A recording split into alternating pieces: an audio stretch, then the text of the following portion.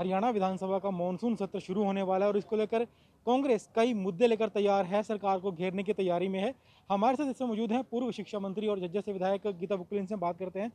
Ma'am, monsoon सत्र शुरू होने वाला है तो क्या कुछ तैयारियां हैं, क्या कुछ मुद्दे हैं जो कांग्रेस सत्र में उठाने जा रही है?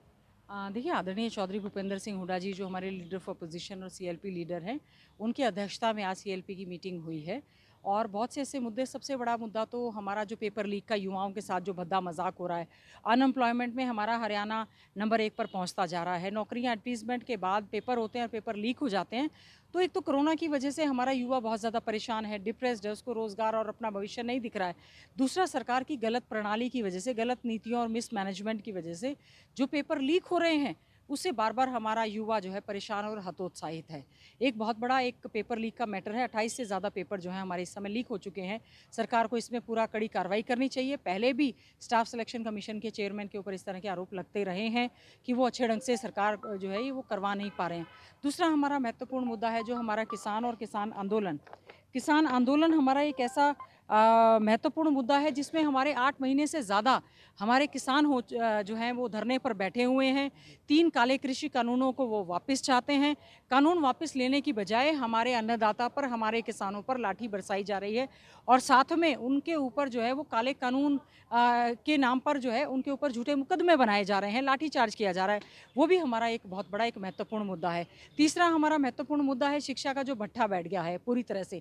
कोरोना की आड़ में कहा था स्मार्टफ़ोन देंगे, लैपटॉप देंगे, आईपैड दे देंगे। अभी तक कोई ई कंटेंट भी तैयार नहीं है, एक बच्चे को भी स्मार्टफ़ोन नहीं मिला है।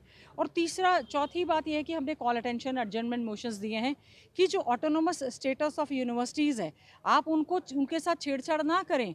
आप स्कूली शिक्षा का भट्ठा बिठा चुके हैं, कॉलेजेस में हो गया है।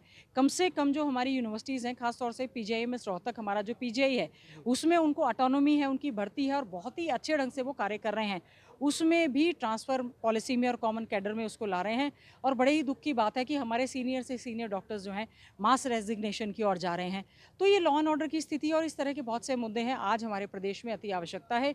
जो बारिश की वजह से बहुत ज़्यादा नुकसान हुआ है, पानी भरने की वजह से जो नुकसान हुआ है, उसका सरकार जो है किसानों को अतिशीघ्र गिरदावरी करवा के उसको मुआवजा देने का काम करे और साथ ही साथ में रोज़गार के नए-नए साधन उपलब्ध कराने की बात करे। अगर जब तक आप युवाओं को रोज़गार नहीं दे पा रहे हैं तो आप बेरोज़गारी भत्ता देने का काम करें। इस तरह के महत्वपूर्ण मुद्दे हैं जो हम लोग विधानसभा में कल उठाने वाले हैं। जो पेपर लीक की बात आपने की, पेपर लीक लगातार एक के बाद एक हुए हैं। कई ऐसी भर्तियां भी हुई हैं जिनमें युवाओं को भर्ती के लेटर भी दे दिए गए थे, लेकिन उसके बावजूद भी वो भर्तियां रद्द कर दी गई। कार्रवाई कोई नहीं की गई, लेकिन उस मुद्दे को किस तरह से कांग्रेस उठाएगी कि जो भर्तियां लगातार रद्द की जा रही हैं? देखिए, सरकार की नीयत में खोट है।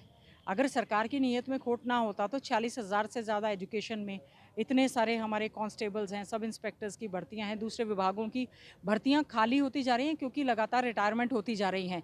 नई पोस्ट क्रिएट करने की बजाय जो ऑलरेडी वैकेंसीज़ हैं उस पर भी सरकार सही ढंग से भर्ती नहीं करवाती, तो हमें कुछ दाल में काला लग रहा है। जी, ठीक है। तो ये थी गीता बुक्कल, जिन्होंने बताया कि कांग्रेस ने सरकार को घेरने के लिए पूरी तैयारी कर ली है और मॉनसून सत्र के दौरान खास तौर पर पेपर लीक का, भर्तियां रद्द होने का जो मामला है वो उठाया जाएगा, क्योंकि लगातार पेपर लीक हो रहे हैं। 28 से ज़्यादा पेपर लीक हो चुके हैं। इसके बावजूद सरकार ने आरोपियों पर कोई कड़ी कार्रवाई नहीं की है। एटीवी भारत के लिए चंडीगढ़ से विजय राणा।